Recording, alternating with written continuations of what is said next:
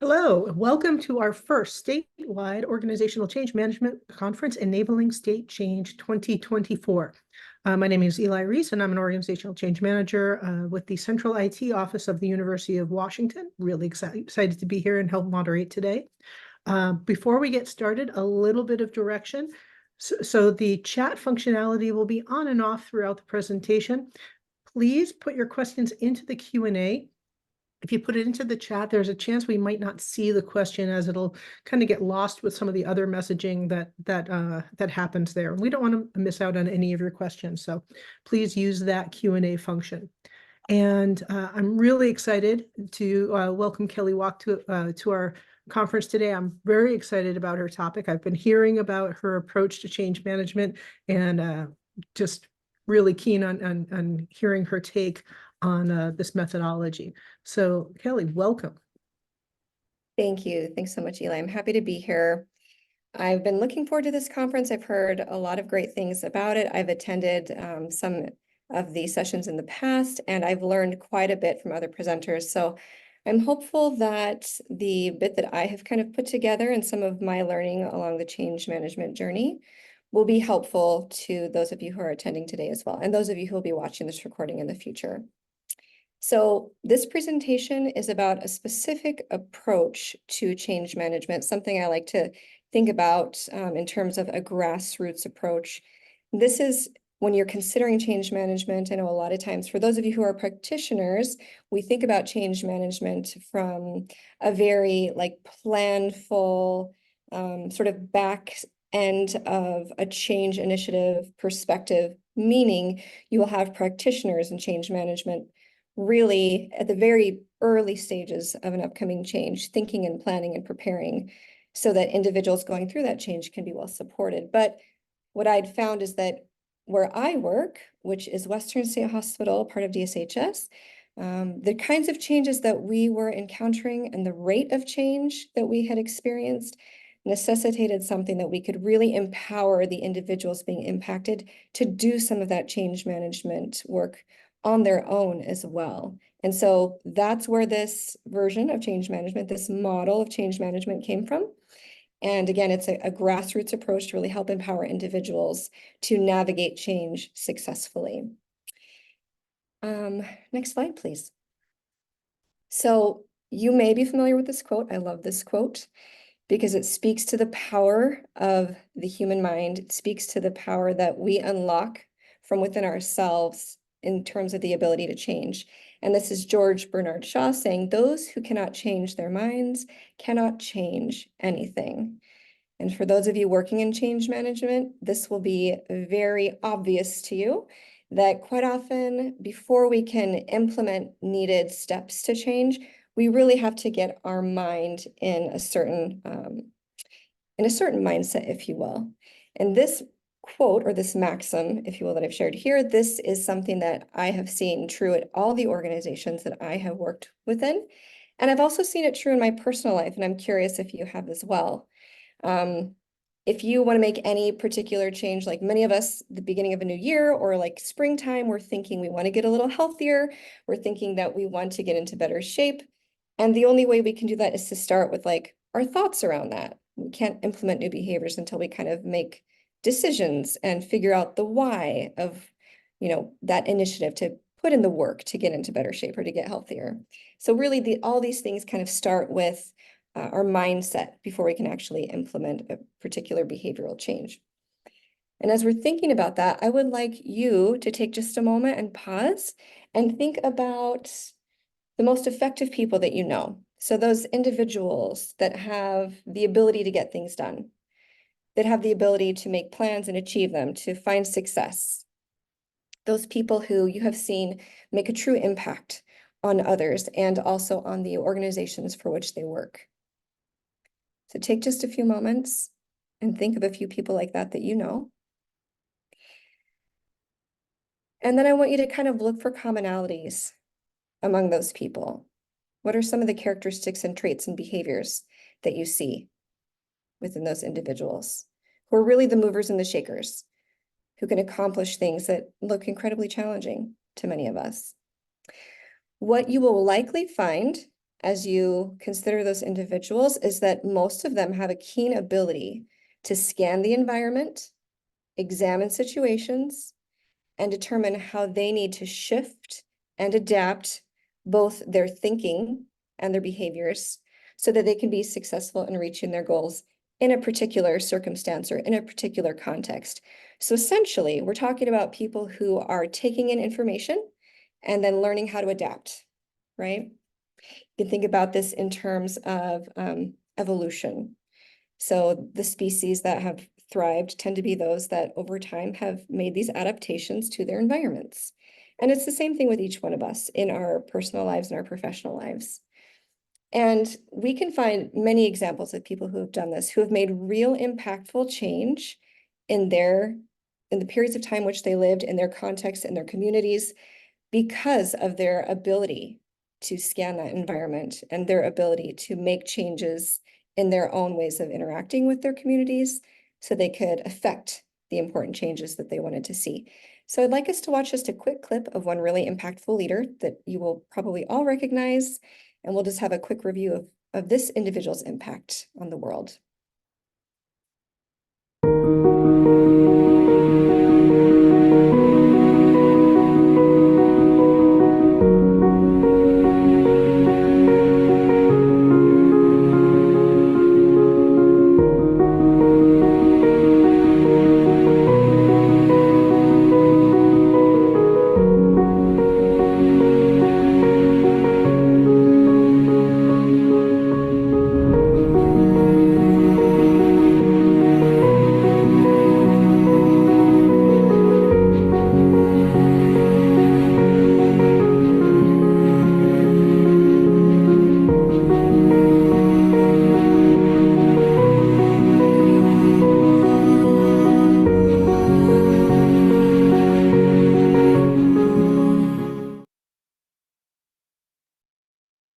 So again, I'm sure that every one of you is familiar with Gandhi, but the impact he was able to make because he could see the change that he wanted for his people, that he wanted for his country, he was able to scan the environment, determine what he needed to do and say that could have real impact, and then have the courage to adapt to his circumstances to be successful in what he wanted to see change in his world. Pretty powerful. And I think that all of us know people like that or who have done things not to that degree perhaps, right? But that have made impactful changes in their contexts, in their environments, in their organizations, in their personal lives, because they're doing those very things that we talk about in change management. All right, next slide, please. So folks navigate change in many different ways. I'm sure you've seen this, and even each of us as individuals, depending on our circumstances, depending on the time period of our lives and the stress and the pressure that we have, maybe even depending on the type of change that we're experiencing, we might kind of choose a different way that we're going to make it through a change or navigate a particular change. And oftentimes, when we're feeling quite ingenious, we may come up with our own set of rules for how we're going to deal with the change, something like we might see in this cartoon that I'm sharing with you. Seeing Calvin's unique approach here on the screen to how he manages and adapts to change, you can see this conversation. I'll just read through real quick. He mentioned some people are pragmatists and they take on things as they come and they make the best of their choices that are available. Some are idealists and they stand for principle and will refuse to compromise. Some are people that just act on any whim that enters their heads. But this young man, he is pragmatically turning his whims into principles. And I love that, super endearing and really does illustrate his personality. But what I'd like to kind of explore here is how you see yourself when you're encountering change. And I know, as I said before, this can really be determined by the context in which you find yourself. So I'm going to give you a scenario, and then we'll take a poll to kind of see where you land. So I want you to imagine that you're about to purchase a new home and that you've been offered several choices on the market, but there are really only two of those choices that meet your needs around being environmentally conscious. And so when you look at these two options that are really going to fit best within your value system of respect for the environment, you notice that they're very expensive comparatively to the other home options that you've been presented with. So considering that scenario, can you answer this poll here on the screen? Are you more of a pragmatist? You're going to rationally weigh your options and choose the best of the available choices? Are you more an idealist and you'll stand for your principles and refuse to compromise? You're going to buy one of those more expensive homes because it fits your values. Are you more whimsical and just going to act on how you're feeling in the moment and not really take your time to weigh it out? Or are you going to be Calvin? We'll give you just a few moments to see where everybody lands. Got about half of the people that have voted now.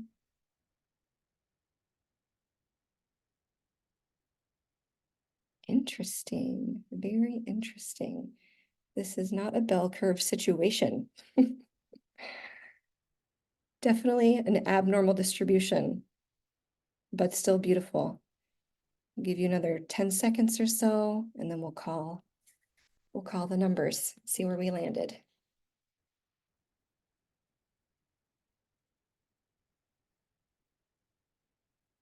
Okay. All right. So for our poll results, most of us are pragmatists. So you're going to rationally weigh your options. And even though you really want an environmentally conscious home, you're going to take other factors into consideration. But about 10% of you are idealists, and you are going to stick to your plan of respecting the environment, even though it's going to be more expensive for you. A few of you are whimsical, and 6% of you are Calvin, which is adorable. I love that. All right, thanks for playing that game with me. So kind of like getting into that mindset of where you fall, I think can kind of help us navigate the rest of this presentation. Next slide, please. So just a brief introduction to myself. Again, I'm Kelly Walk. I work at Western State Hospital at the Civil Center of Excellence. I'm currently the Director of Organizational Change Management. My current role has me responsible for several things. Change management is one of the main things that I'm working in at the Civil Center, but I also work with our recruitment department, our training department. I work in communications, our volunteer program, our mentorship program, several different hats that I wear, as many of us do in state government. It's been a really great opportunity. Before I was in this role, I was asked to serve as a change management practitioner as our hospital was separating into two distinct centers. So we were going from one main hospital acting as one team under one executive leadership team to split into two distinct centers under two leadership teams. So as we went through that process, I was supporting the hospital and separating out policies, procedures, figuring out what sorts of training initiatives we needed to initiate for all of our staff as they were assigned to each center, and determining what other sorts of needs we needed to address, like communication needs and other support for our staff. And before that, I was working with our performance improvement department, and that is kind of where my recognition of change management and the importance of the work started to grow.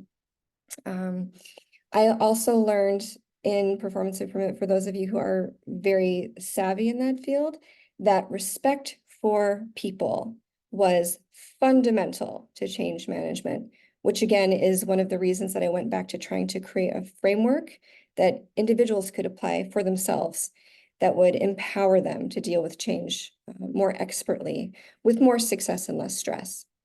Before I was working in our performance improvement department, I also worked in some property management. I had a small business that I ran for about 10 years. And my education is in industrial organizational psychology and business administration. So that's a little background on me. And again, I've been with the state for about 5 years and have loved almost every minute of it. It's been a really great opportunity. So I'm enjoying state service. Next slide, please. All right. Does any of this sound familiar to you? Your organization lacks resources and the bandwidth or the attention for big upcoming changes.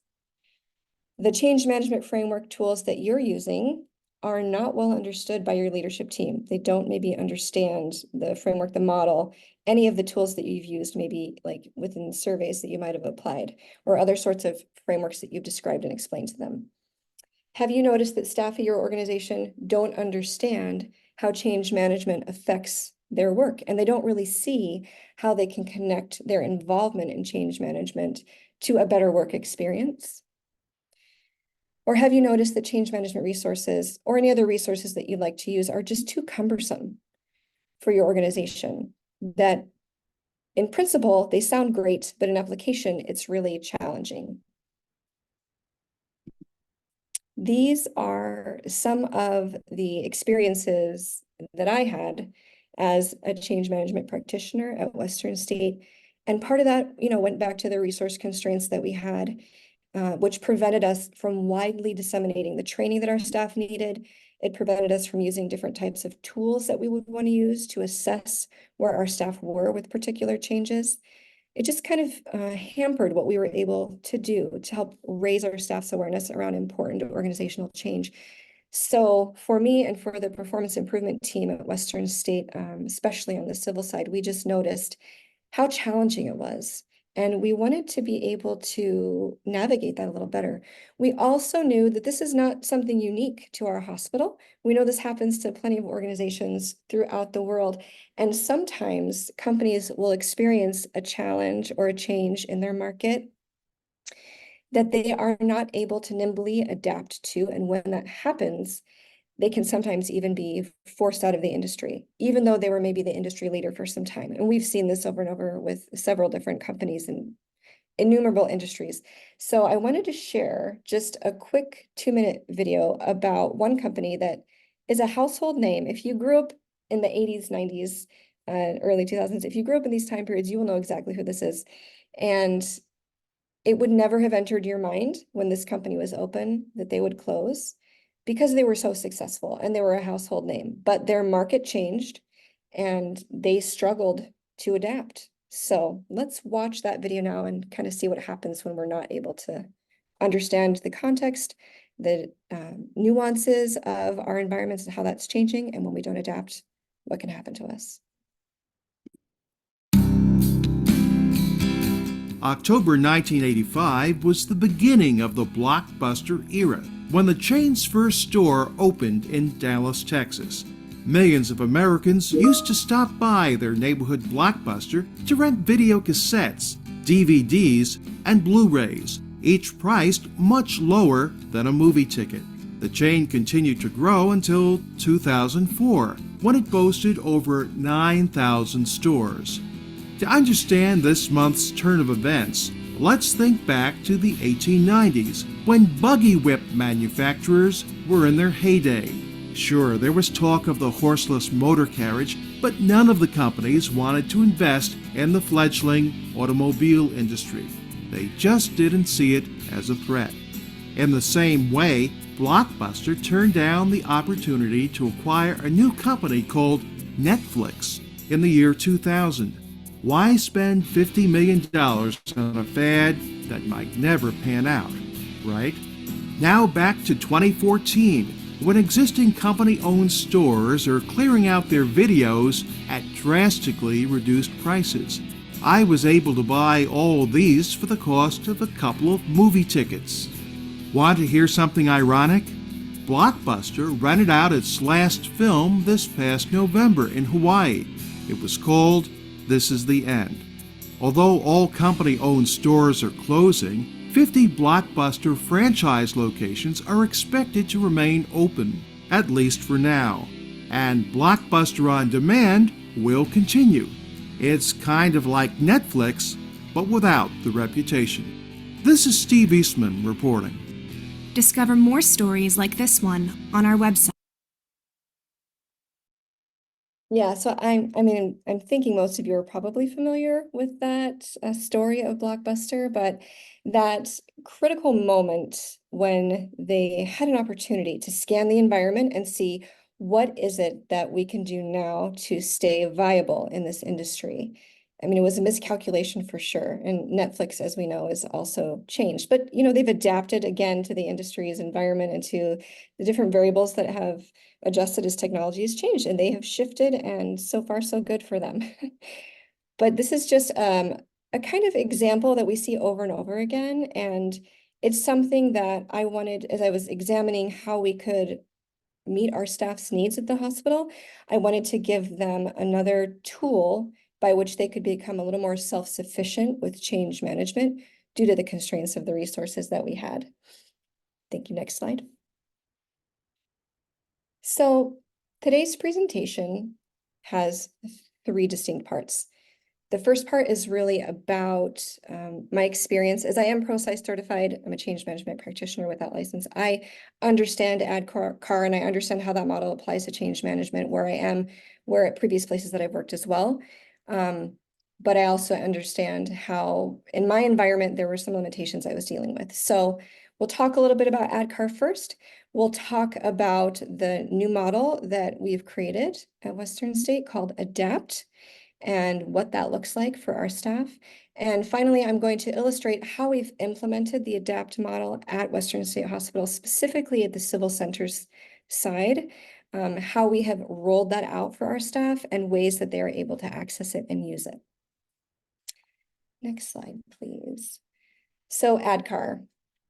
Most people that are familiar with change management know ADKAR because ProSci is the industry leader in change management. They've been around for 20 years. They have put together a lot of principles of change management that many other organizations have explored, have written about, have provided training materials on as well. But the presentation and how everything is kind of packaged together by ProSci in their ADKAR model is something that has been pretty enduring and well received. So most people in change management understand and can kind of parse through what the ADKAR model is. But for those of you that haven't become aware of it before, I'm just going to kind of run through each element and speak to it briefly, and then I'll ask for your input in the chat. So ADKAR is simply an acronym.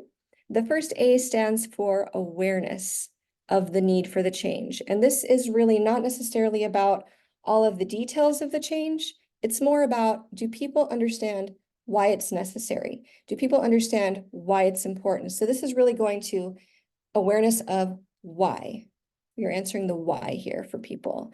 And according to the model, this is very important because people can't engage in the next steps unless they understand why. They need to have the why figured out first. Secondly, they need to have desire.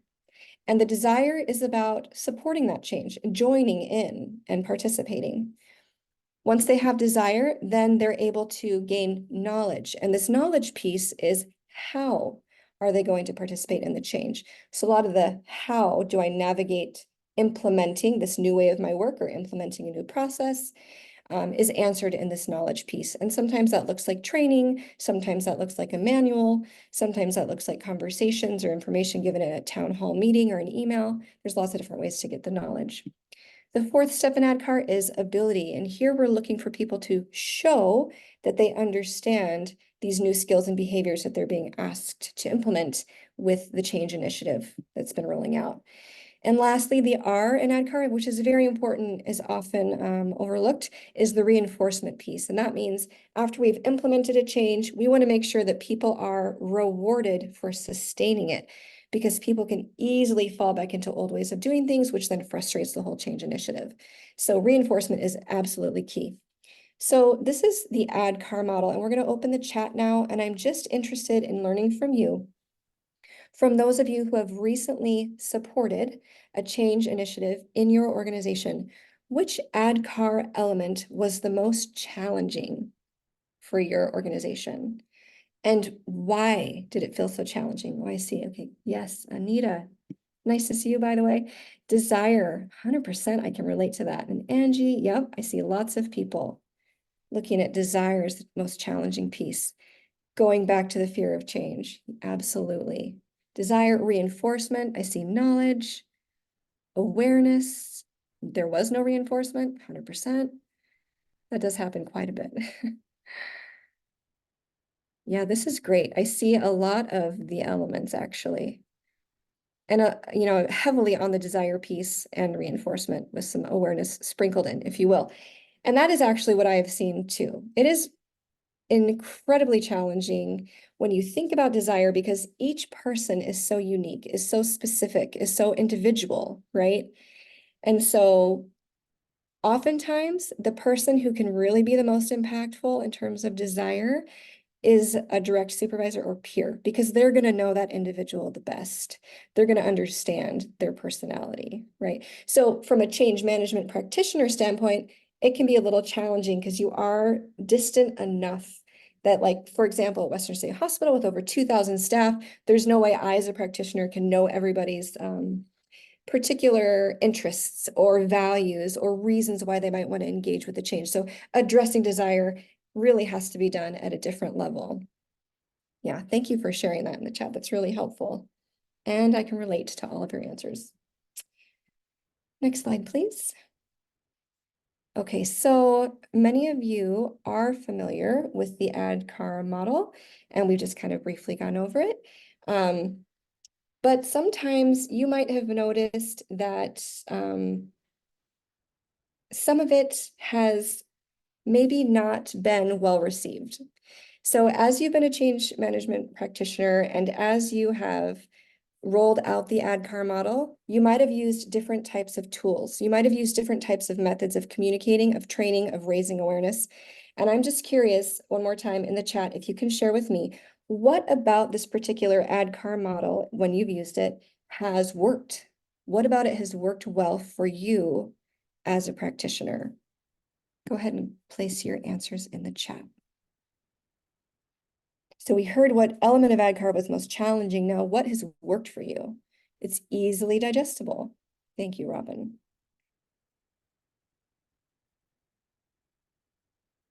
Yeah, definitely, Anita. So they can break down the process step by step. Absolutely. Charity specifically, there are 3 elements of ADKAR. Lisa likes how it's cohesive. It can simplify communication. Thank you, Eli. Yeah, it's a useful model to discuss things with the sponsor about what's working and how to see what's going on. Scalability, consistency, absolutely. The assessments, yes. Alignment with project planning. ADKAR's fun to say. I love it, yes. Yeah, definitely it does give us structure too. I can see people are speaking to that. Structure in rolling out your change management approach.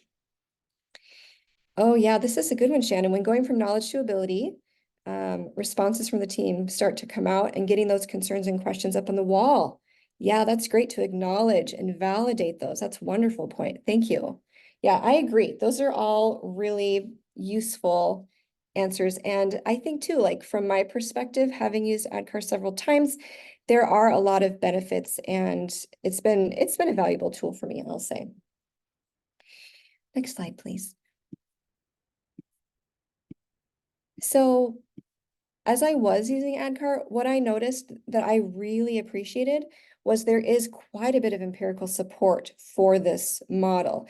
And ProSci is really good at doing in-depth research that supports that and that helps me feel confident in sharing it with other people.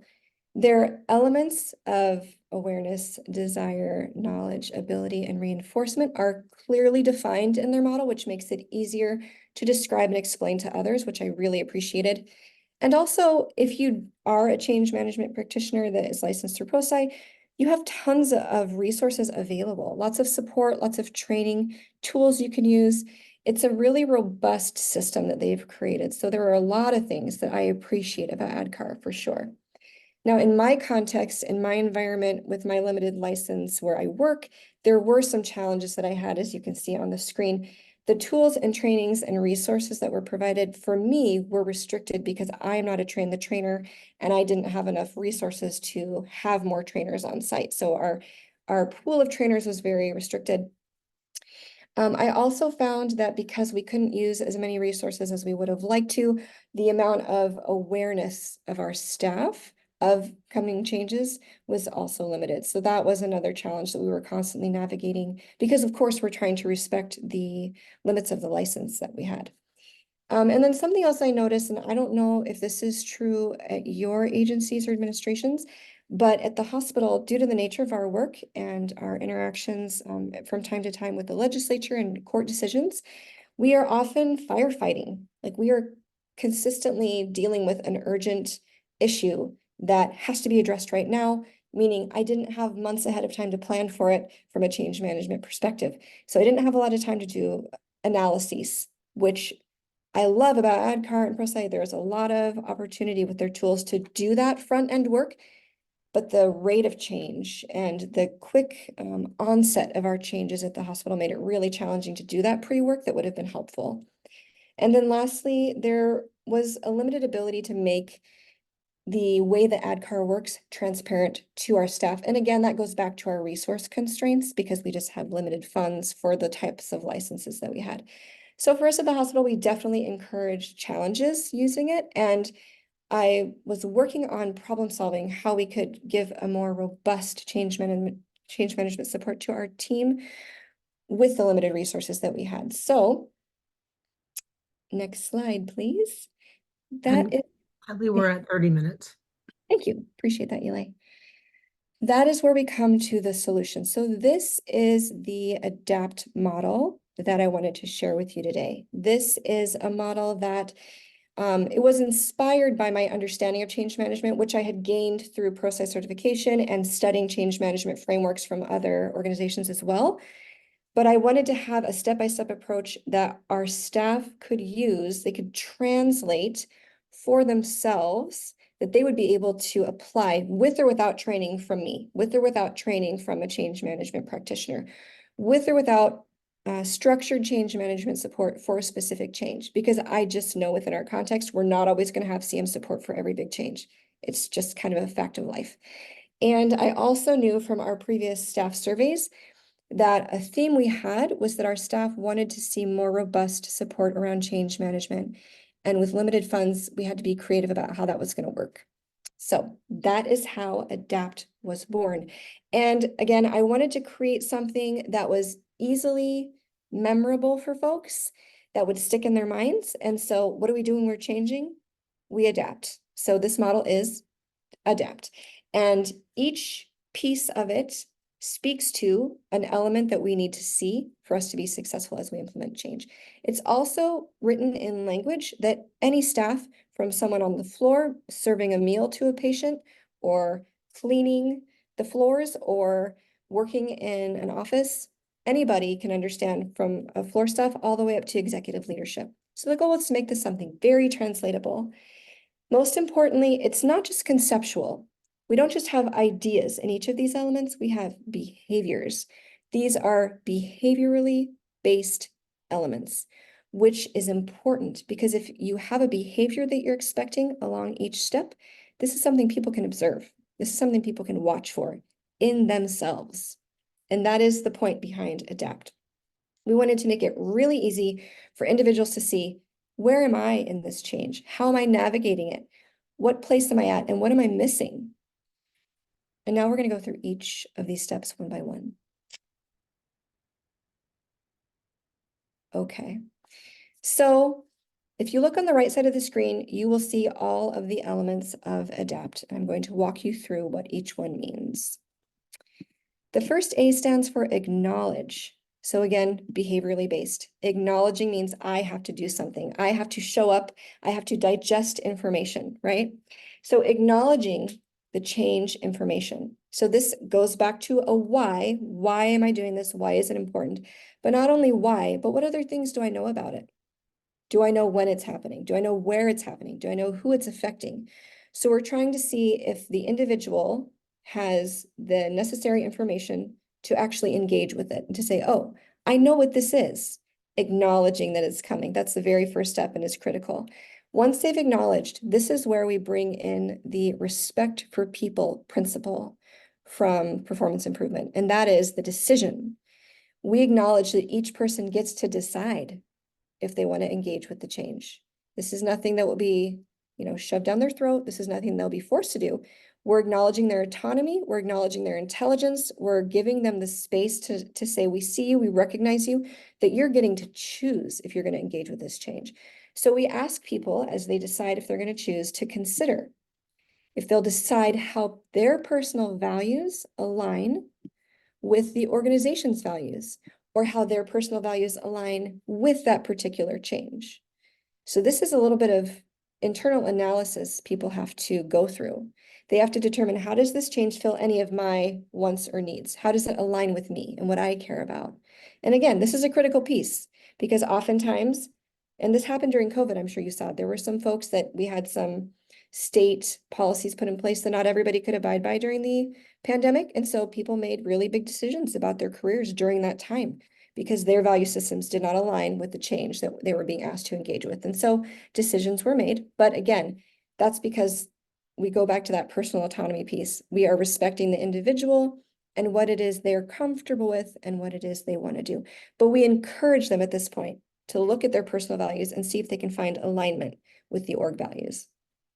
The third step in this behaviorally based model is to acquire. And that is where you're acknowledging, okay, I'm going to have, if I'm going to engage with this change, certain skills, certain knowledge, maybe some resources that I'm going to need to be successful. And I'm going to have to get those things. Sometimes our supervisors have so much going on, they may or may not have thought to that point, oh, I need to get my staff these things to be successful. So we are acknowledging that to the individuals and we're saying, hey, when you get to the step of acquire, you may need to ask your supervisor. You may need to ask the people that are implementing the change for support. You may need to advocate for yourself and your needs, like very explicitly say, I know that I need X so that I can be successful at this change, and ask for it.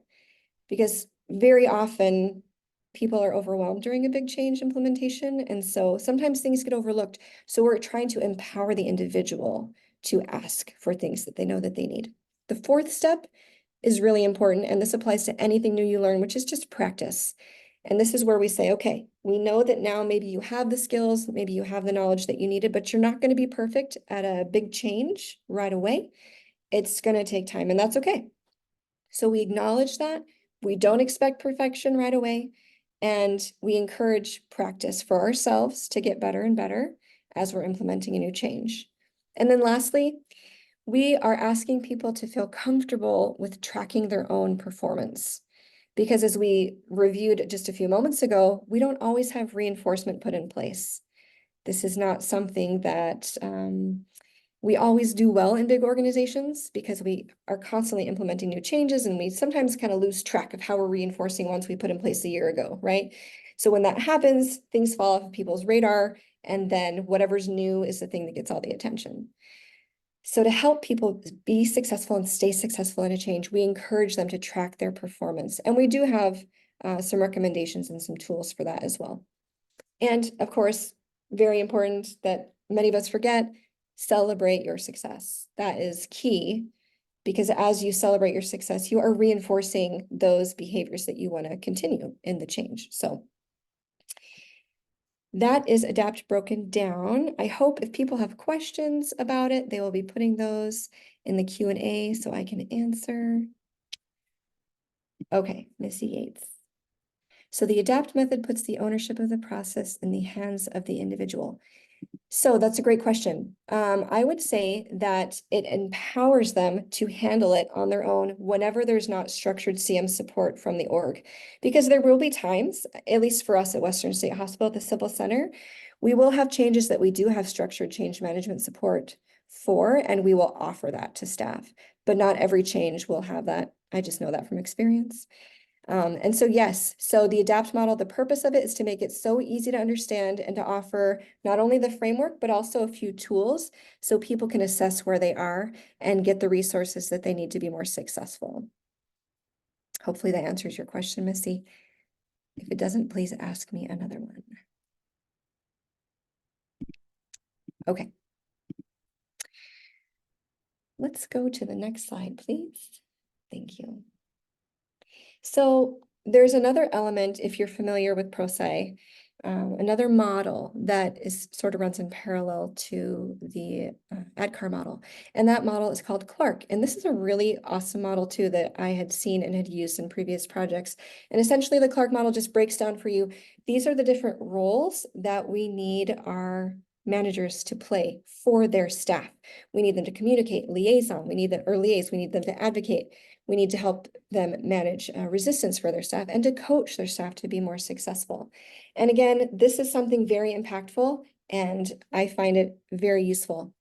However, for us at the hospital, we're not always going to have opportunities to train our supervisors on this model, or we don't always have the resources to give them the tools to use either. So we created another model called Leader. And what leader does is it breaks down not the role that the supervisors need to play, but the actual behaviors that they need to exhibit, the things that they need to do and show to their staff so their staff have adequate support. And as you can see here on the screen, those elements are listen and learn. Be open to your direct reports to understand what do they need, what are they missing. Next, you'll equip them. Help identify and provide the needed tools and resources and knowledge, coaching, reassurance, all those things that your staff are going to need to feel like they have the energy, they have the desire to continue engaging with the change until they're successful. The A is for advise, and this is a bi-directional flow of communication that the supervisors are asked to advise their direct reports with information about the change as much as they can, and then take any questions or concerns they can't answer up to leadership, because you want to get as much real-time useful information as you possibly can to provide to your staff so they feel engaged and they want to keep trying to change successfully. The fourth element in leader is demonstrate, and we're just asking supervisors to have integrity and to walk the talk. So whatever we're asking our staff to do, we're willing to do as well. The fifth element is empower, and this is where supervisors are so instrumental in the success of change implementation because they know their staff best and they know what barriers each individual is likely experiencing to this change adoption. So once you understand those barriers, you're working with each staff individually to help them understand different methods they can use and ways they can address their concerns or their whatever resistance that they're having for this particular change. And then lastly, again, back to that performance improvement or lean principle of respect for people, respecting each staff's needs and knowing that their needs and responses to the change will look different, and that's okay. They're going to need specific support based on who they are and how they show up in the workplace and how they deal with change. And as supervisors, it's our job to figure that out and try to help them as much as we can. And also respect for you as a supervisor to know that you do have a huge impact on your staff, a huge impact in the way that you are supporting. Your role has a big responsibility. So respecting that in the way you show up for your staff is key here as well. I see we have a question from Anita.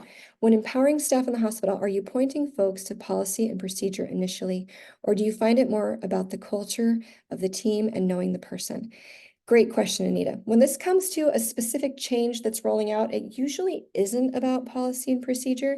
It usually is about culture. It usually is about that individual's response.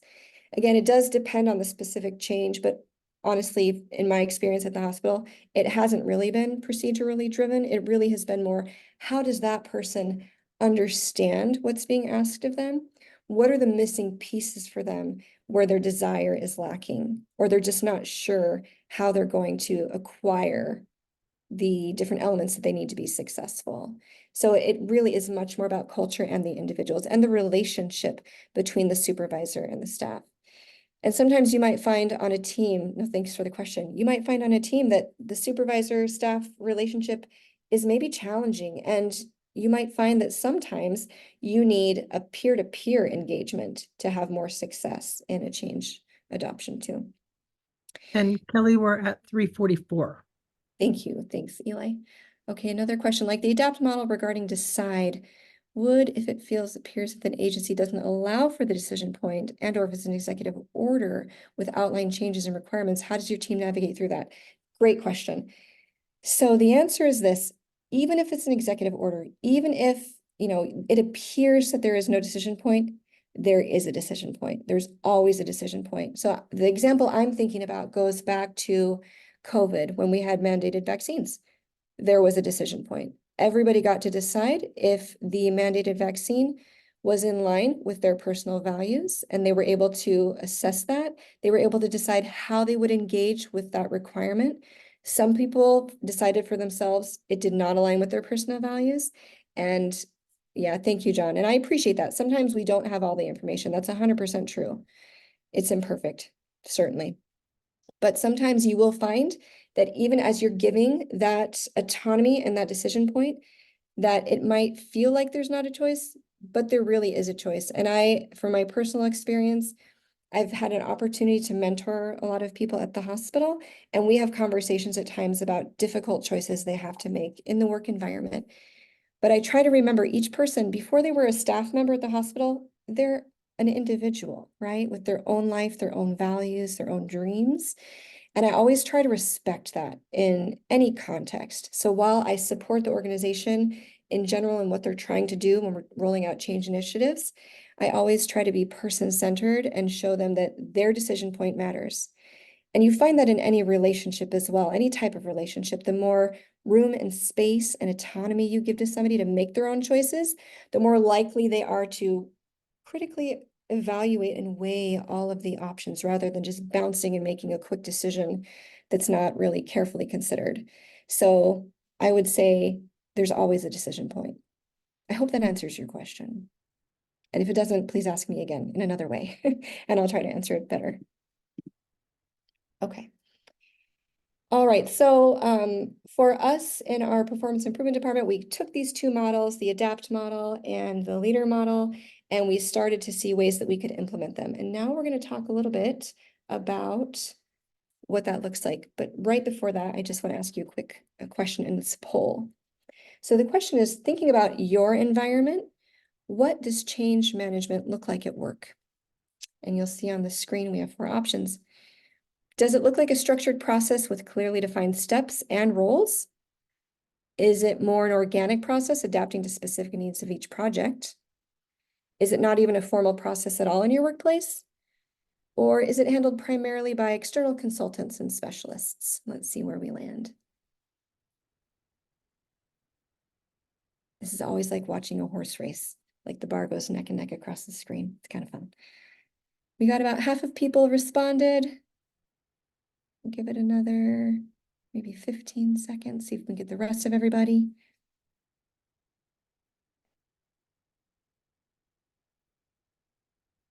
We have 2 that are kind of close.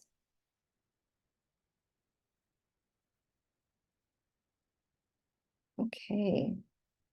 All right. So, oh, I'm sorry, it's not sharing the poll. I'll just read it out to you. The top answer with 46% is 2. Change management is more organic. We adapt to the specific needs of each project. The second most popular answer, change management is not a formal process in our workplace, and that's almost a third of us, that's 31%. And I would say that is not surprising because change management can be quite complex, so it may not appear that you have a formal process at your agency or administration. Third place was change management is a structured process with clearly defined steps and roles, and that's only 17% of us, so not even 1/5. And finally, change management is handled primarily by external consultants and specialists. Oh, you are seeing the poll. Excellent. Sorry, I got a message that you weren't. I'm glad you're seeing it. Change management is handled by external consultants and specialists, 6%. You needed to mark all of the above. Oh, I love that. No, that should have been an option. I'm sorry. I'll remember that for next time. Perfect. Okay, so yeah, this actually kind of lines up with what I was thinking. In my experience and what I've seen in different agencies, administrations throughout the state, this is not surprising, but it is a sign that we have more work to do. And in the interim, before you have maybe more resources and money for additional CM support, maybe you'll find some of the elements I'm about to share with you useful for your organizations. And if you do, and you want more information, of course, you're welcome to reach out to me and I can share more with you after the presentation today. Next slide, please. All right, so I want to talk a little bit about what change management looks like at Western State Hospital Civil Center of Excellence, where I work. We have some very distinct elements to change management. The first one is a COP, a Change Management Community of Practice. This is a really important element for bi-directional communication flow from our executive leadership team, who's aware of the coming changes, all the way down to floor staff, and then from floor staff back up to executive leadership. Where we work, we have lots of staff that cannot attend town halls, that don't read all of their news and their emails because they're working with patients on the floor and they don't have time. So we have implemented a COP to help get peers from every work team that are well-connected, well-respected in their work teams in the know about the most recent changes that are coming and any details about those changes that have been updated. And we ask them to meet with us once a month and take those updates to their team in whatever format works the best for them, whatever conversations, whatever presentation style. It does not matter to us. It's most important that the person reporting out to their team knows the team and knows how to feed that information in a positive, influential manner to their team members. So people get the best awareness of the change. And then also taking that feedback from their team members back up to the COP, back up to leadership, so we can tailor our communication methods. We can tailor all the resources and training that we offer. So that's the first element. And that we've been designing for several months now, and we will be launching it actually this month in May. So it's coming this May, and I'll keep you updated on the results of that. The second component is training. So the ADAPT model that I shared with you, the leader model, and some tools and resources that we've built from those, we offer that to our executive leadership, to all of our supervisors, and to our frontline staff. So we have 3 different types of training modules that we've developed that we roll out depending on which of those groups that you fall into. And then another element I didn't actually put on this slide, and I apologize, I'll just speak to it real quick, is the framework. So whenever we have a change coming to the hospital that we have any sort of advance notice about, we put it through a prioritization matrix so we can understand, based on the importance of the change, how widespread it's going to affect our staff, how many resources it's going to need. We can prioritize what our change management resources look like for that particular change. So certain changes that are going to come into the hospital will receive very specialized and highly prioritized CM resources, while others won't, just because we can't actually provide CM for every change initiative. We get so many coming to us. So it's a prioritization framework that really can help us be very specific and not overlook things. And then the other piece on this slide that I didn't speak to yet is messaging. So as you probably all know, communication is like the most pivotal piece in change management. There's lots of different ways we communicate to our staff at the Civil Center. And we are, again, trying to get to our frontline staff that are working on the wards and in the kitchen, and our custodial staff, some of these staff that cannot come to town halls or read all their emails. We're trying to get to our supervisors, and we're trying to use several different modes so that we can make sure that people hear it different ways, whatever's going to fit their needs best. And Kelly, just to let you know, we're at 3:52. Perfect. So we will go to the next slide, and I'll just mention the change management community of practice that I just referenced a moment ago. I think on the next slide. Yeah, if we go to the next slide, this is something that is purposefully multidisciplinary. That means that every work team, every department at our hospital on the civil side is going to be a part of that COP so that no work team is overlooked. And I think potentially I could just have a slow connection, but I think maybe the slide did not advance. Is that possible? I'm seeing current WSH Civil Center CM approach. But we're I don't see it advance either. Huh. While we wait to see if it advances, let me answer a couple questions. Oh, perfect. Thank you. Sharice, can I share the tools? Yes, we can share the tools with you. Please email me separately. I'm happy to do that. Said Zenny, with the training material. Yes, we can share yes. And I'll just let you know, we created these tools probably 3 years ago, 2.5, 3 years ago. And I'm now working with some really excellent continuous improvement managers in our performance improvement department at the Civil Center. And we are taking the materials that we created and we're revamping them just to give them a more polished and modern look, because it's been a couple of years now. So we are updating them, but we're happy to share those with you. Just please reach out to me via email and we'll share those as soon as they're updated. Okay, just real quick, the COP I spoke to already. I just want to make sure that everybody understands. Again, the purpose is bi-directional communication flow for the most updated information for our staff. Next slide, please. Our training is tailored to what our staff need. We break it down based on their availability. So we might have a 3-hour session. We might have 3 1-hour sessions. It can be in person. It can be remote. You have to really think about your staff and what they need. And for us at the hospital, at the Civil Center, we have to be flexible based on our staff's work schedules. So we are doing that. Next slide, please.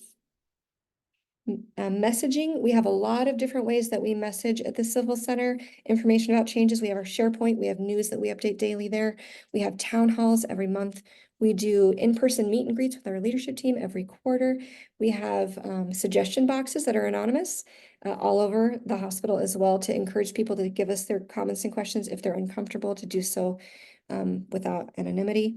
So we're just really trying to keep communication as open as possible, because we know that we cannot be successful without staff awareness, without staff involvement, without staff's input. So this is the way we're trying to be very transparent. Next slide. And then we also try to, in our newsletters, we try to include a segment on the ADAPT model in every edition. So we can kind of remind staff what it is, how it works, and they can get more and more familiar with the ADAPT model.